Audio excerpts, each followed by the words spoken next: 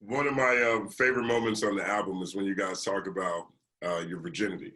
And there's a reference you make, Dee, where you're talking about how, you know, you wish you were a virgin again. And you were playing basketball, you averaged 20 points a game. But before every game, you try to smack bellies. If you had not been on that, or you were smacking belly, but that was a very light-skinned statement you just said right there. That was a light-skinned response. But I'll say this. But you said, if you weren't doing that, maybe you would have averaged 40. And I think about that in a number of contexts. One, I'm clearly online a lot. I'm in a lot of different forums. And there's sub-sectors of the internet that call themselves the no-fap club. You know what I mean? People who just don't masturbate. People try to do everything they can not to, you know, release their energy. Yeah, they do everything they can, try not to do that. And then I think about boxers. When boxers are training before they fight, at UFC, before they fight, they're not supposed to be ejaculating. They need to conserve their energy.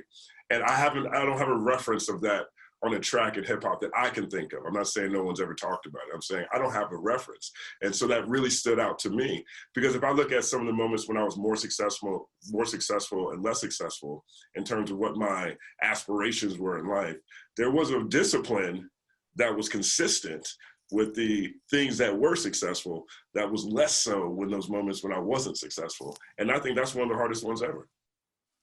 Man. Yeah. It's a battle. David had a,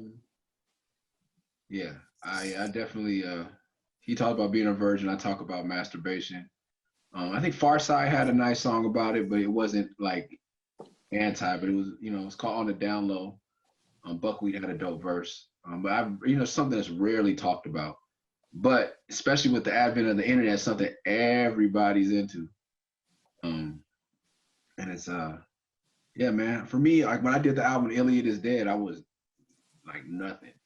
You know what I mean? I stopped. You know what I mean? Because for me, like I was away from my family, and you get a hotel room with Wi-Fi, and all I do when we record, me and Knife record, is just go to the hotel, write 2 songs, go to the studio, record 2 songs, back to the hotel. So I got a lot of time to be by myself. And for all my married men out there and that are faithful, like what are you gonna do? You're away from your wife. You got all the internet in the world and nobody running around, a whole room to yourself. And that was hard, you know what I mean? But I feel like, I feel like that was a better album? I don't know, you know what I mean? It still didn't go platinum, so I don't know how much.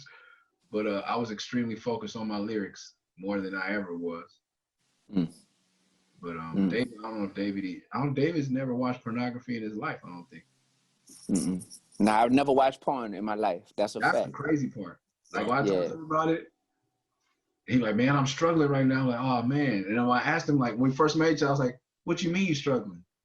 And I was like, you watching porn? No, I was like, what? I never met, I never met a young man, any race, gay, straight, black, white, Asian, that's never watched porn. Were you trying to stay away from it, or was that intentional? I mean, it sounds like you definitely had your experiences, but I mean, I never watched. I never watched porn, bro. I didn't have Wi-Fi growing up. I didn't have internet. You know, I didn't grow up.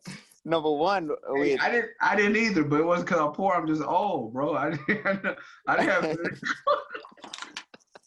had to get the VHS, bro. I had some Playboys though.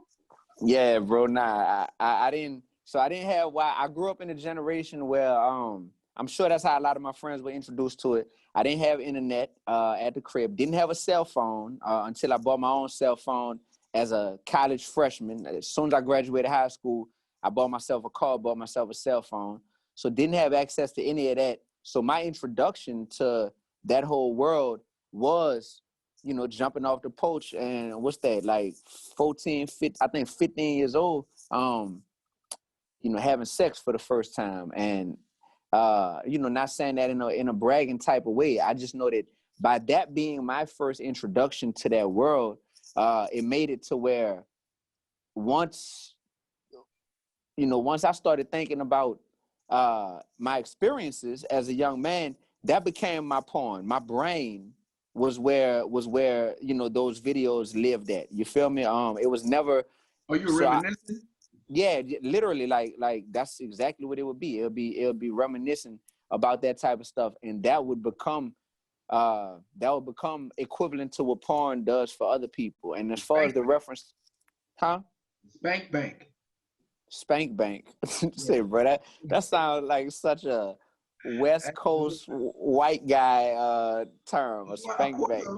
They say I grew up in the South. They said in the South too. In South Carolina, North Carolina, it was there.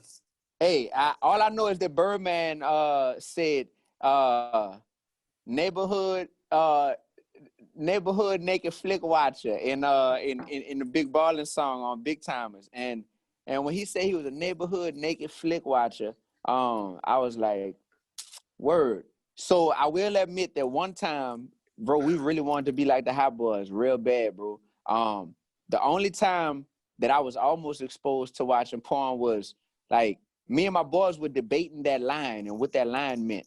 And me and my partners on the AAU basketball team, we were like, well, I guess that meant that like Baby and his homies would sit around and all watch this stuff together. You know what I mean? So we telling ourselves, I mean, I guess that's okay to do then, you know, like maybe that's how that goes. So before AAU tournament, we were about to drive to San Antonio, Texas.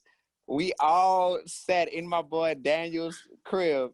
His mama was sleeping or something, and me and all 14 of my other teammates, we they popped the tape in, and I just couldn't bring myself to watch it because something about. I was like, bro, I'm with 14 dudes right now, and everybody is watching this. And there was one dude on our team, and I don't know if he watching this or not. I ain't gonna say his name because it's a small world. But there's one dude on our team, and everybody was like, man, look at that dude getting hard to this video. And instantly that just became the butt of all of the jokes. So I never actually watched it because within like 5 seconds of it coming on, somebody cracked that joke and we just bust out laughing, and I don't know, somebody turned the flick off. But long story short, bro, I've never watched porn, and what I used to do before the basketball games, man, it's weird talking about this because it's almost like I'm definitely not glorifying it, but I know that, man, it was before every single home game, not away games, but home games. There was just almost like a ritual that I had at that time in life, and your still was. house? No, at the school. At the school? Ain't that a felony?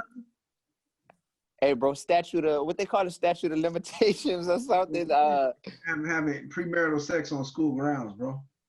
Yeah, but I mean that's what I was doing. So, but the funny part is, while doing that, me and this particular young lady, we because it was the same person, but we discovered some teachers at our school who were involved in some extra stuff that they shouldn't have been involved in as well, bro. So that's a whole nother conversation as far as that, because it was 2 teachers at the school were married, and one of the teachers was involved not with their spouse, but with another employee at the school, and we discovered this while we were doing stuff we shouldn't have been doing.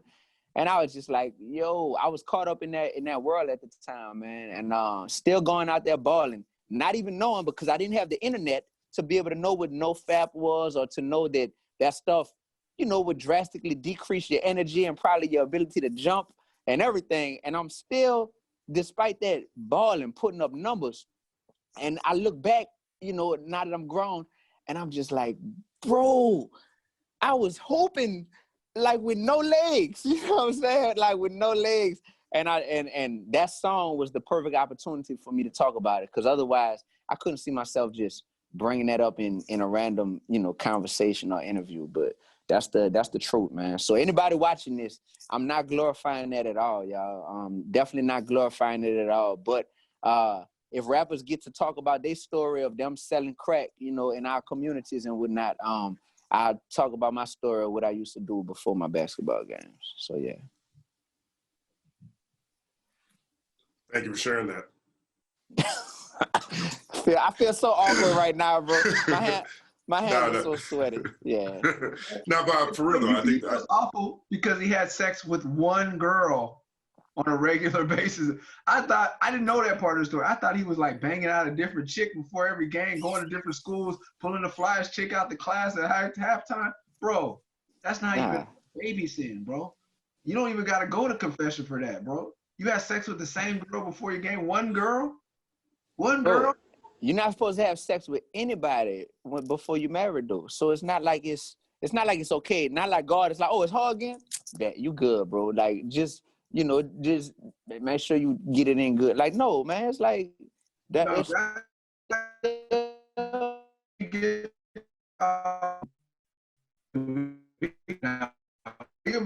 Now that guy. Yeah. I got my own. You got it. You like a brand new car, bro. I'm like a brand new car.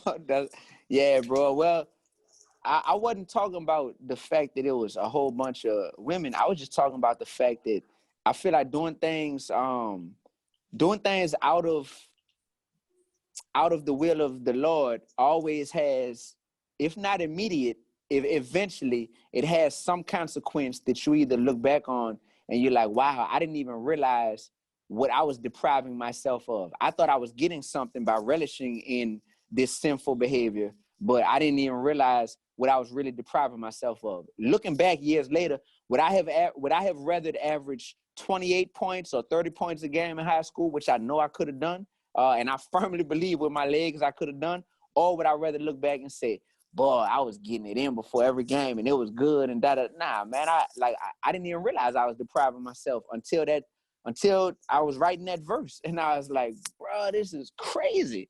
Like, so I think that's a bigger point to be made about people who are men and women of God and who are trying to abide by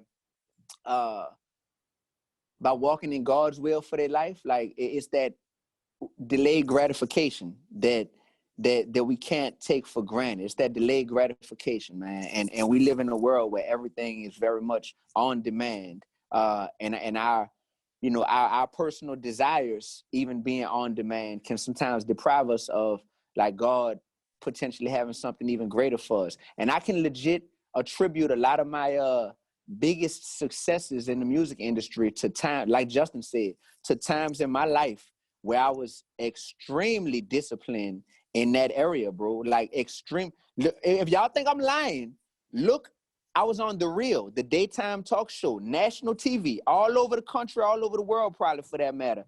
And I got on The Real and they were talking about the success of Sally Maybach, this new song about paying off your student loans that went viral. And they asked me if I knew it was gonna be successful. My answer in front of Tia, Tamara, Jenny Mai, whoever else was hosting, my answer was, I knew it was going to be successful because I've been extremely disciplined in this side of my life that as a Christian and as a man of God, I know that I'm not supposed to be operating outside of God's will in that side, the sexual side of my life. And I've been extremely disciplined for a while in that area of life. And because of that, I literally knew in my spirit that before this song came out, I was like, bro, God about to do amazing things with this. And sure enough, it becomes one. I said that on national TV and basically told people. So because this album's not selling like that one, what you been doing, bro? Next question. Well, only one of y'all has given their life to Jesus Christ. So maybe the other half. Hey man, next question. Dragging it down, huh? I mean, look, I'm just throwing out ideas. Just throwing out ideas. I'm unequally yoked with my rap partner. That's what happened on this album. I'm unequally yoked with my rap partner. So it's something to where God is like, oh, you think I'm gonna ordain that? You doing the album with him? Filth. Come on, man. Filth. Come on, man. Pure filth. Filthy. One thing I thought was also very powerful in the project is when you were talking about, I think it's called Hallelujah. Is that the one you're talking about relationships and being able to lead a partner in your life? And I think D1, you say you're looking for a teammate, you're looking for someone that you guys can grow together and you guys can guide each other. I think Murs, you make references to that as well. I think that there is stigma that a lot of men, especially men in entertainment, that we run into where we're supposed to, you know, be the master of our community, and we're supposed to, you know, dick every chick down, and we're supposed to be invincible in certain ways. But it really stood out to me when you're talking about partnership. I don't know if we really hear partnership in conversations in entertainment, especially through rap and hip hop consistently. And I appreciate that on that album. Have you guys had trouble finding the right partners at different points in your lives? Yeah, definitely. Even on a professional level, because he and I, during this time, neither of us had a manager. I've not had a manager most of my career, you know, outside of female partnership. You know what I mean? I think it takes partnership in any way to succeed. And I think that Justin, I think it's another breakdown for you, maybe. Another TBD. But and maybe you've already done it, but the lack of groups now is also testament to that. Like, there's no real rap groups anymore, you know? Not a lot of them, you know? And I think it's because the internet and their technology able to do everything yourself. The same thing with access to pornography now. It's like, why even have the headache of having a girlfriend or whatever? You got a million girlfriends on Pornhub that you can look up. Why do the work for a relationship? But I think some of the most fulfilling stuff I've done has been a parent, and you can't do that well by yourself, whether you adopt or you definitely can't make one by yourself, at least as a man. So having someone that can take care of that, because that's my future, you know what I mean? Like, rap isn't everything, and rap actually performing for me is not a forever plan. So having a partner that can, I don't know if the term is harvest or just, you know, I go out and I get my finances, not millions. Once again, IRS, not millions. When I bring my tens of thousands home, you know, someone that can turn that into a life, you know what I mean? That a stability, or, you know, my wife now is a vegan chef, and I know that she cooks well for me. She takes care of me. She even tries to feed D1 well when he's at our house, even though he mocks her vegan. Shout out to Juice for hooking me up with the leaves and the flowers and the plants that she be trying to feed me. So yeah, man, that's someone that I can invest in and can invest back in me is extremely important. Because a lot of times what you invest in is that, what did D1 say, ABCD, a beautiful curvy distraction? Yeah. That could be lots of drama, you know? And you're investing in something that's you're gonna reap what you're not gonna reap what you sow when you sow in unfertile soil. So having a good partner is helpful. And for a while in my life, I felt really rap is self-serving. You know what I mean? I'm getting all this stuff, but it's nothing like sharing a moment with a group of people that you really work hard for, or knowing that you can provide for.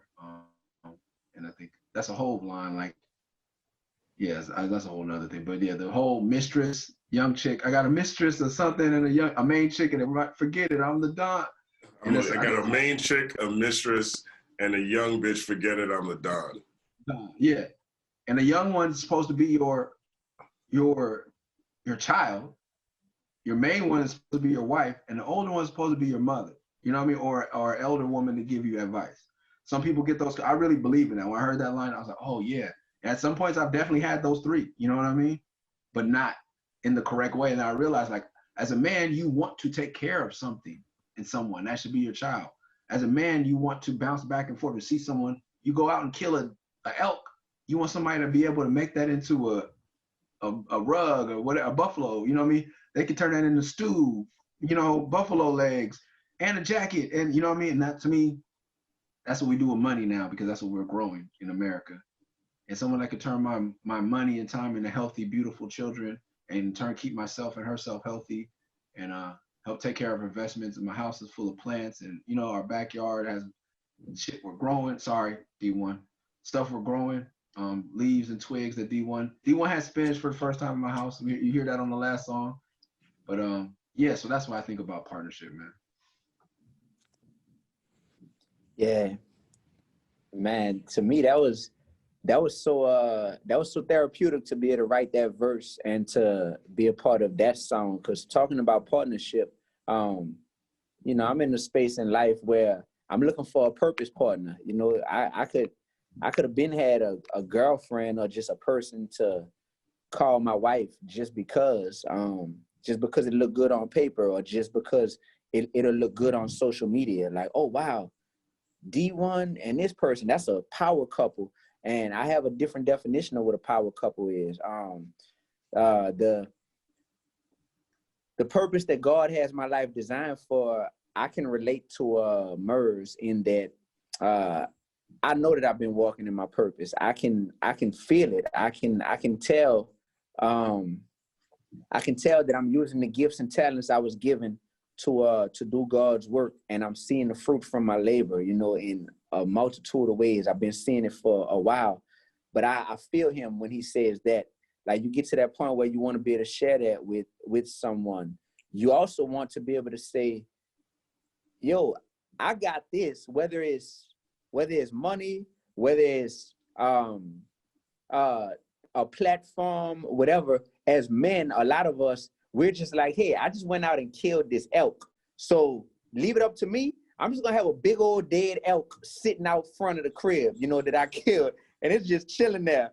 I don't know what to do with no elk, you know what I'm saying? Like, I'm finna go out and try to kill another elk. Like, that's all I know, and now I'm just stacking up elks. But a woman comes along, and you know, the right type of woman, like he said, can make that elk into a rug, or can, you know, cook that elk, you know what I mean? And you got some elk gumbo or something, and it's like, dang, that's amazing. I'm just in that place, man, where I know that that's what's next. But I also, I know that that's the most important decision that any human being makes in their life, is who they decide to spend the rest of their life with. And I feel like I have untapped potential that I've gotten to the point where I realize that I can't do it on my own. So there's certain, I can feel good about what I've done in my life so far, but there's certain places that I feel like God can want to take me that I won't be able to get to on my own. I just won't. So that's been a topic that's been on my mind a lot. And just to be transparent, I mean, we keep it all the way gangster on here. I wrote that verse when, just for clarity, that was a year and 3 or 4 months ago. So 15 or 16 months ago, I wrote that verse at a time where I was really going through that. I was really going through, and I was talking to Murs about the fact that, man, you know, I got women who want to be with me and whatnot, and that stuff is cool, but I'm past how it looks on paper or how it just feels physically to be with them. I'm really on some, like, how do we complement one another? What can we accomplish together? And I say, bro, one thing that I'm seeing is everybody is out to, especially, you know, the Instagram generation, everybody is out to build their own empires and become their own celebrities in essence. And I wasn't excited about the idea of wanting to be with somebody, but it's like we pursuing two totally different things, because I'm at a point where it's like, I need help. I need help. And you do need help, bro. I do need help, right? And it's not, and I'm not gonna find it in these 99% of these industry managers. You know, me and Murs have had those talks as well. Like for them, it's just about how much money can they make off of you, you know, real quick, or it's, they don't get you, but then they see your success and they're like, well, it must be something there, because I see you winning, and it can be measured. And okay, I want a piece of that, but I don't want a piece of this lifestyle that comes along with it. And I'm tired of that, bro. I have put 8 years, the last 8 years of my career. I've been a full-time artist for about 10 years now, since I stopped teaching. I've put 8 of those years into trying manager after manager after manager after manager after manager in the music industry. And I just got to that point where I said, you know what? Forget the title manager. Just in terms of partners that I'm looking to build with moving forward, God has continued to elevate me without having the right team, without ever having the right team. So at this point, I'm like, I want all my heavy investing, because every time it doesn't work, and you're trying out a new team in the music industry, it feels like a breakup. It feels like, oh, we had a relationship. I invested into you. I got to know you. We shared a lot, and then you moved on, or you got what you wanted and you left. You know, you hit it and quit it. You know what I'm saying? Like, whatever. Hit it and quit it, bro. Tired of that. I'm tired of that, bro. So I was like, yo, I'm gonna invest in. I want to be able to invest into who I'm with. And some people feel like, some feminists I know I've talked to, and they feel like that is totally not cool, because that doesn't allow a woman to have her own empire, her own identity, and all this stuff. And I'm like, I'm never trying to not allow someone to have their own identity, but I know what would fit me best. And if it's not you, that's why I said on the song, I hope you have a great life. I just can't be in it. There's nothing wrong with what you don't want to be with. You don't have to be down my throat telling me, you know, why what I want is wrong. No, it just means that it's not you, sweetie. You know what I feel me? So yeah. That's all, man. Yeah, chauvinistic ways, bro. Yeah, I feel you. But, well, that brings me to tough questions, you know, and I think that was a very organic moment between the two. It felt organic. It sounded organic, the way you approached that song. And down to the ad-libs, down to the way you guys are kind of talking over each other and, you know, over each other's verses. Like, I'm saying no. Is it facts? You know what I'm saying? Matter of fact, you ain't a preacher yet. Just go ahead and keep doing your thing. Right? The way, and I feel like at different points in my life, I've been solely on each side of that conversation, to be honest. You know, I've asked questions like, what's all this cancer doing if we got Jesus? Why we have all this drugs? Why my people struggling for 400 years with all this Jesus we pray to? Nobody loved Jesus more than Black people. And then I've been on the other side, it's like, man, is this Jesus' fault, or is the devil really in other people's lives so much? Maybe there's devils in people's hearts so much. You know, people making their own decisions on what they want to do, and that's what the righteous calling really is. I felt like that at different points in my life, and the way you guys went back and forth on it sounded like two friends having a conversation that reverberates spiritually in much bigger ways than, I'm not even sure if it was intentional or not, but it connected with me directly. And And it sounded like you guys kind of, like if you guys weren't friends, I could see that being a fight. We get into a lot of arguments and fights, bro. And this is no rap cap. This is 100% real. We get into a lot of arguments and fights, bro. So if that song felt like that, it's accurate. Yeah, I mean, you said he sounded like a selfish person, not appreciating his Lamborghini. Yeah, that was hurtful. You know what I mean, David? Yeah, anytime he start calling me David, right? It lets you know it's like he's trying to like, you know, get under my skin or whatever. But this light skin will not be gotten under easily, bro. Hey, bro, David is a righteous name, bro. David's in the Bible just like ASS, bro. Well, you're doing better, bro. Yeah, at least you're spelling it now. So I know, man. Your fragile ears. Say tough questions.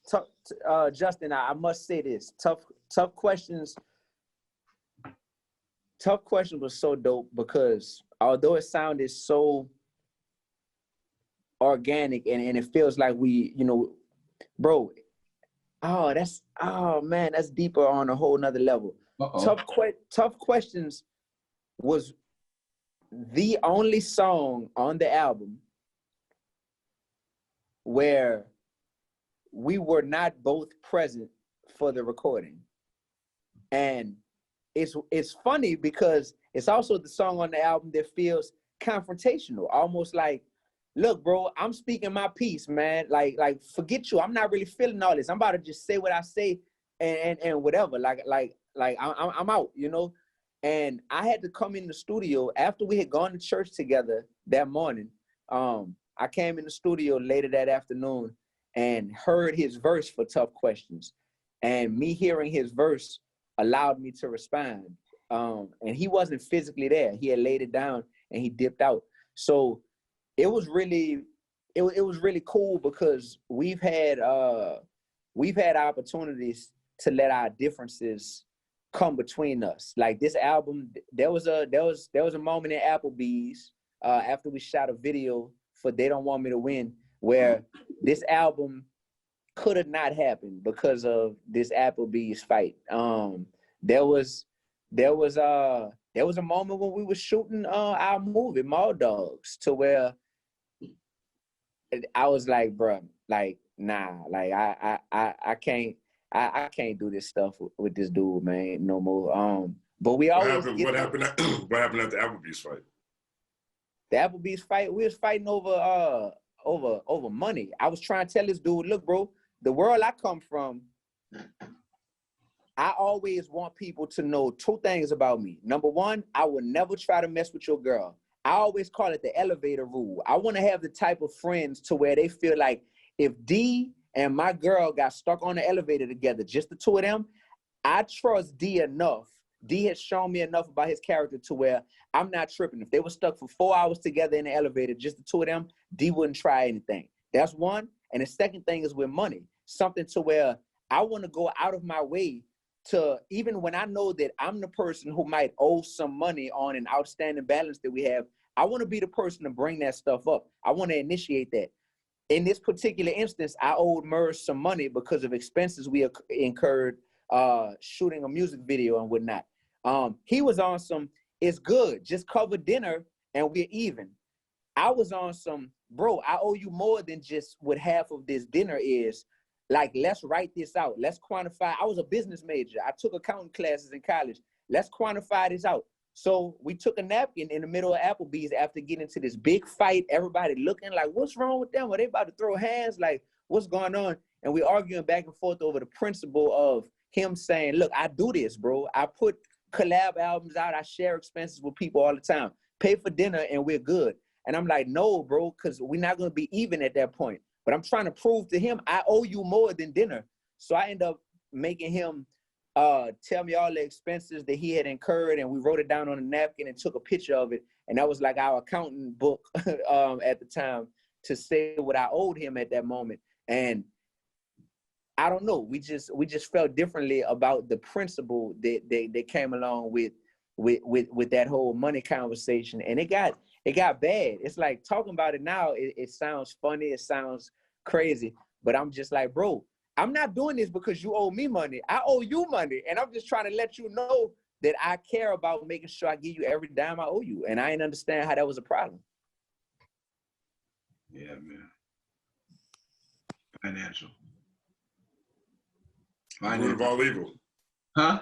The root of all evil. Bro. Amen. It's good. You know what I'm saying? I told him that I learned how to deal with it. And now, I didn't know that you were a business major, so that even makes more sense. I definitely don't deal with money the way people do. Most people, a lot of people do. I have my philosophies, and it's gotten me, my IRS has gotten me my tens of thousands. You're very close to snitching on yourself, Murs. You keep dropping this illusion. Bro. Yeah. It's funny because I keep dropping it because I literally just got caught up on all my taxes after my divorce after years, and I'm about to approach this payment plan in a real way. So that's why I keep dropping it. So I can kind of loosen up about it now. For a few years, it wasn't funny. Now it's haha. I'm about to get right. I can make a couple jokes. Nice cover. Yeah, I got you, bro. Uncle Sam, whoever it is, Auntie Karen, Uncle Sam and Auntie Karen. Karen ain't my auntie. Karen. Oh, that's a new. How come nobody made that one? Karen ain't mine. She ain't mine. I don't trust her. But no, that's I think that that whole moment on Tough Questions, though, now that you pointed out, this is a song that you guys didn't do together, and it makes sense because it is the most confrontational point on the album. Like even the Mac outro, y'all are more comfortably ribbing each other, joking, going back and forth. In a way that's parallel, I would say, to Tough Questions, but Tough Questions definitely has a different energy to it. That's dope. Yeah, we definitely did that one. I'm standing in my living room with the kids. But yeah, I think that's a cycle. Like when you have a relationship where you go back and forth, it definitely Hey, just for the record, bro, let's try to not argue as much moving forward, bro. Like I'm tired of it, bro. Like I just wanna get along. I love you, bro. I really love you, bro. And I'm just gonna put it out there right now. Like if we can avoid that as much as possible moving forward, bro, I'd be happy with that, man. Like for real. Yeah, I think it's a possibility. It's like I tell my kids though, it's like when you play fight, it's gonna lead to a real fight. You know what I mean?